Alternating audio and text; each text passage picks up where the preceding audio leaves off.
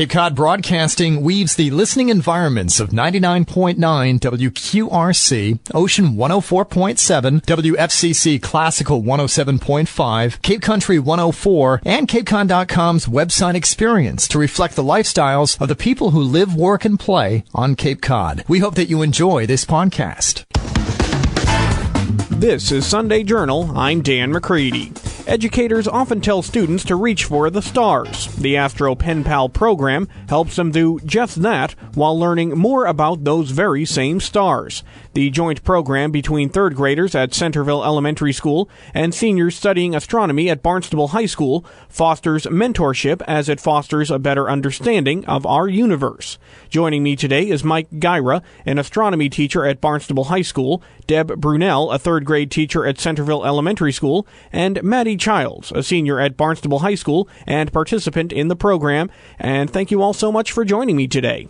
Thanks for having us, Dan. First off, let's just start a little bit about the program. How did the program all get started? Well, the astronomy program started about 15 years ago, and the educational outreach component of the program came when a few teachers in the system, Deb Brunel, myself, and other teachers started to collaborate because we realized that in order to be a real astro junkie, you really need to get the people out under the stars. When did it become a formal Astro Pen Pal program? When exactly did that start? I believe, Deb, it probably was... We've done various aspects of this program. The early programs were literally letters that the children wrote, and it evolved into journals. But it's been well over 8 years, I think, that we've been doing the journals themselves, and certainly longer than that we've had the buddies writing to one another and just chatting through letters. Just so I can make sure I understand, does it start in grade 3 and go all the way to high school, or is it kind of start-stop, or how exactly does that work? Well, what happens is we have our third graders at Centerville, and Mike has his astronomy students, and every year at the beginning of the year, we get to know our students. Mike's students write little biographies about themselves. We match the students up, so we actually go over with our students' pictures in their little astro journals. We match them up with interests and people who would be good with various children. And so we try to find them their perfect pen pal. And they write back and forth to each other. So at the beginning of the year, our students in third grade wrote to their Astro Pen Pal astronomy students about personal things, fun things, as well as questions they posed about what they wanted to know about the sun, the moon, the stars. And the Astro Pen Pals at the astronomy level in the class responded back and write back, and then they teach them. And so there's a correspondence that goes on throughout the year. Probably we're really reaching for a lot of correspondence this year, but usually about 4 or 5 times back and forth where these journals travel from Centerville Elementary to the high school, and they come back and forth. Maddie, you were, of course, in the program. Did you start it in the third grade? No, I didn't. I actually went to MME in Marston's Mills, so I didn't experience it. But I did have a memory of being in 4th grade, 3rd grade, and being introduced to the astronomy program at the high school. I don't think it was this program exactly, but I do remember a connection. So even though it wasn't at Centerville, it was reaching out to younger kids. And you've stuck with it, and now you're a senior in the program. Yeah, I remember back in 8th grade, I was the first grade to be like the guinea pig after this big budget cut.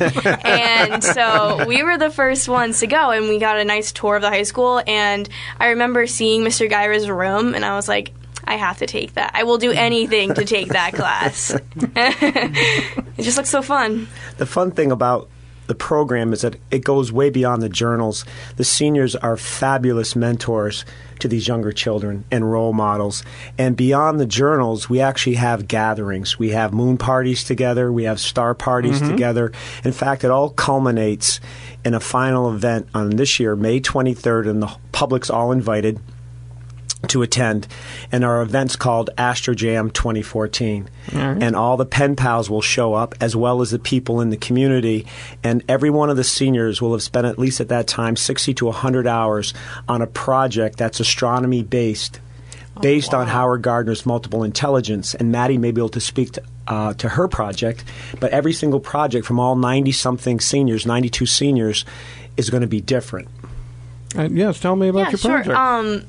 My project it's almost like a parody of a Julia Child cooking show. Oh, this sounds great. My name is Childs, but I'm doing sort of a play on words, and I've always been interested in biology. It's kind of my strongest subject, and so I'm doing an astrobiology project, and so I'm going to pretend to cook life, like what the elements to life are, like carbon, hydrogen, water, liquid water, some sort of terrain, and put it together and pretend to cook it or simulate life. And it's going to be kind of a gimmick, but I think it'll be pretty fun. Sounds great. Now, that's actually an interesting point I want to ask, because obviously you have a science background, and you've said before the segment that you plan to pursue that in college. Biology, I believe, is what you're looking at right now. Obviously, you have a science background. Is that a requirement to be involved in this program, a strong science background? Is that necessary? No. Not at all. In fact, astronomy is a course that's offered at all levels in our high school, and actually it's all levels except AP, and it really doesn't even need to be offered at AP, because astronomy speaks for itself, because it's really for us not about taking a standardized test, but it's more about us getting out under the skies, the dark skies, and pondering about the universe. And it actually, in a lot of ways, gives kids a break from a lot of the rigorous courses that lead them down the road to taking an AP exam, etc. So I'd say probably Maddie could speak to this, being a student. I think it offers a different set of experiences than some classes. And the reason why the Astro Jam is so important is because each student's project is really their interpretation of astronomy. If you come to the Astro Jam in 2014, you'll see dance, you'll see song, you'll see music, you'll see some very traditional science projects, you'll see art, you'll see storytelling. So each student brings their strength to the program. There is no other evaluation than just their own passion at what they develop. Yeah, well, with astronomy, especially at the high school, it's an awesome class, because even today we were talking about like the exponential vastness of the universe, and it's an awesome thing to have to bring you out of your own life for once, and because high school is stressful for many people, and so having a class that reminds you you are not, in fact, the center of the universe, and like what you get on your math test is not going to ruin your life. It's nice to think that like you're just out of your own little tiny bubble. It kind of grounds you a little bit more. And as someone who does like science, it's not a problem for me with like the numbers and the concepts, but a lot of my friends aren't very scientific, and so it probably is nice for them, because we don't use a lot of numbers or calculations or like hardcore science. It's more like theoretical things and concepts. Yeah, exactly. So it's good. Now, Deb, you were also saying before we began this segment that you saw a lot of benefits for students by being involved in this program. Could you just talk about a little bit what that is? Well, it's wonderful, and it's a win-win on both sides, because our students get to see an older person enthusiastic and involved and committed to the community and to them about something that is science-based. And they also, for the high school students, they have to take some very extremely complex ideas and concepts and teach them to an 8-year-old or 9-year-old. And some of those ideas, in order to understand something, you have to be able to teach it. And to teach it, sometimes you have to be able to think about all the little things that might be misunderstood. And so they provide wonderful visuals. They write in wonderful short sentences that students can understand. So they're able to take something that's very hard for adults to grapple with, and they bring it down to a 9-year-old level. So it really makes them show their understanding. I want to ask about the activities, and our listeners obviously can't see this, but I've got in my hand this very lovely Astro journal, very colorful. It's got a picture of Saturn on it, and this is one of the most important aspects of the program in a way, isn't it? It is the vehicle for the communications. We, like Mike said, we do have the moon party. We'll be joining them with the Astro Jam, but that's the communication, and that's where a lot of the learning and the teaching is going on. And both seniors and the third graders are the authors of that document. Yes. So now it becomes more heartfelt. They have a lot more ownership with that. And it's also important at this point to mention that we're able to have programs like this through the generosity of such groups as the Barnstable Educational Foundation. Yes, they have been tremendous because sure there's a cost to programming, quality programming, and in addition to the BEF, which has been fantastic, we can get a Cobb grant, Right. which is offered through the high school, the Barnstable school system. And at the high school, Pat Clark's been phenomenal in also helping us to fund the Astro Jam for the past 2 years. So that is a free event, and I think it's important for people to understand that in order for all those materials and for that whole event to take Right. place, to create it, to have it take place for 3 hours and to break it down, there is a financial cost to that, and the students appreciate it because a lot of students who may be struggling with finances want to have a quality project, and it's nice to have an even playing field so that we can provide funding for the things that they need to go ahead and demonstrate their passion. And the nice thing about the journal is that the third graders keep that at the end of the year. And having taught in Centerville for many years, it's become, I know where my brother's journal is, and he's in high school now. Or I have students now who are in the astronomy class who had a journal or who had letters. So it's become, a part of our culture between those two schools. And the kids look forward to it a great deal. And I do have seniors that were in Deb's class as third graders, and they actually will bring their journal in from third grade. Wow. Well, now I've got to ask something, though, that one of the things that I noticed when I first moved down to the Cape and I looked up at the sky was I noticed there are so many stars. Because if you live in an urban area like, say, Boston, you're not going to, they're there, but you don't really see them as much. So I imagine that Cape Cod is and Barnstable is just almost a perfect place for this kind of activity. We have two different places that we go to stargaze. We go down to Sandy Neck in the fall when the weather's a little bit more pleasant. Yes. And then we actually use the Astro Park, which is a facility at our high school that we've been working on for the past 10 years during the winter months. In fact, I think we plan on having an event this month, Yes. January, for the third graders as well. And under those dark skies, I have a laser pointer that I'm able to use that's very strong where we can draw on the sky. And we can tell the story of the constellations. And instead of guessing where these stars are, the kids can actually see where they are. And it's a nice place for kids to go because the air is fresh, the sounds are wonderful, it's dark. It gives them a chance to sort of get away from the busyness of the day, and they're able to look out. So ultimately, then they're able to look within themselves. And we serve snacks. We have Oreos, and we have milk and Coke and cookies and things like And that. Tang. Right. Yes, we do. Yes, we do.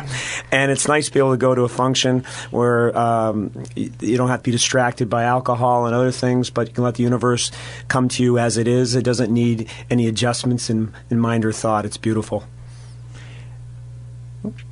Well, and another thing I wanted to ask, too, is you mentioned how you use a very sophisticated laser pointer, which brings me to a point about there's been so much advances in technology, and now cell phones have astronomy apps on them. So with all this advancement, do you think astronomy is becoming more accessible and even affordable, perhaps for the average person? Oh, I would say definitely yes. Yes. And it is really neat because that app, you can actually look at the southern constellations from the northern hemisphere, Oh, which yeah. is kind of cool. Just pointed at the ground. floor. I actually have that on my phone, so. Nice. But I do ask the kids. I guess I'm old school. That when we do get out there on the beach, that we lay down blankets and pillows so it's nice and soft, and they just look up. I tell them to put the electronics on the back shelf at least for a few minutes, and just let their imagination take over, and just to fall outside of themselves and look deep into the universe. And from a stargazing approach, that's really neat. But when it comes back into the research component and trying to find information, the technological age today is wonderful. Astronomy, it's just so much you can do with it. Right. And another question I wanted to ask, because if you watch old films from the 50s and the 60s and old newsreels and the space race and all that, people who were living in that era will tell you that they believed, quite honestly, by now, we'd all be living on Mars and the moon, and there would be space colonies all over the place, mini malls on Jupiter, the whole thing. And that hasn't seemed to have happened. So why do you think that is the case right now? Funding. I think funding for sure. I think back in the 69 when we landed on the moon, that was thought to be been impossible at that time. That Buzz Aldrin and Neil Armstrong were actually cowboys out there in space, and now it's been jeepers since 69, 70, 30, 40, 50 years after. We still haven't really advanced much in going places. However, what we have done is we've had all kinds of interesting telescopes now that see the entire electromagnetic spectrum in all forms of light, whether it's gamma or X-ray radio, infrared visible, whatever it happens to be. So we are learning a lot. But as far as space travel, it's extraordinarily expensive. I'm hoping that we do make it to Mars within the next 30 or 40 years. But I don't know if that's going to happen. Yeah. And it's interesting. I don't know why. It seems to have been, we got to the moon, then all of a sudden things just sort of stopped in regards to space travel. Right. Yeah, that in the International Space Station, it's allowed us to look at studies and the effects of weightlessness in space, because if we are going to go to Mars, that's going to be a long trip. And we don't know necessarily what the long-range physiological effects of that are going to be on the human body. And, you have the moon, which is 250,000 miles away, and then you have Mars way out there, several million miles away. And it takes a longer time to get there, and there's nothing really in between, so it's like all or nothing. Are we going to go to Mars or are we not? And then, of course, the idea comes you can't take all the payload with you, so when you get there, what are you going to do to get back? And do you think that, I want to ask all of you this, do you think it's important that we continue this, and do you think that man should go out further and try to settle some of these planets? What do you guys think each individually? I think we need to take in consideration how evolved we are physically because the gravity on a human body on a planet larger than Earth, we don't know what that could do to someone. And so who knows how long it will take, but I think we need to be very cognizant of that. And also something interesting, we know more about outer space than our own oceans, so maybe we should focus on our own planet first. Look a little more internally. That's sort of what I think, but it's cool. And I think that we have been exploring. Certainly, Mike mentioned all the new technologies the telescopes that allow us to really look way out there. And in third grade, we can barely keep up with the information being current in the books that the children read because new information is always becoming available. So we are finding ways to access some of that information, exploring where there might be water on moons and things like that. You made a good point, though. There's a lot to learn about Earth in terms of being a planet and our existence here on planet Earth. I think it would make sense too to probably have more robotic spacecraft and continue developing that technology. Short term, what I'd really love to see, the poor Hubble Space Telescope, which has been a phenomenal machine, basically a time machine for us, is on its last leg. And as they develop the James Webb Telescope, the next generation telescope, there might be a lag in time between when the Hubble is no longer functional and by the time they deploy the James Webb.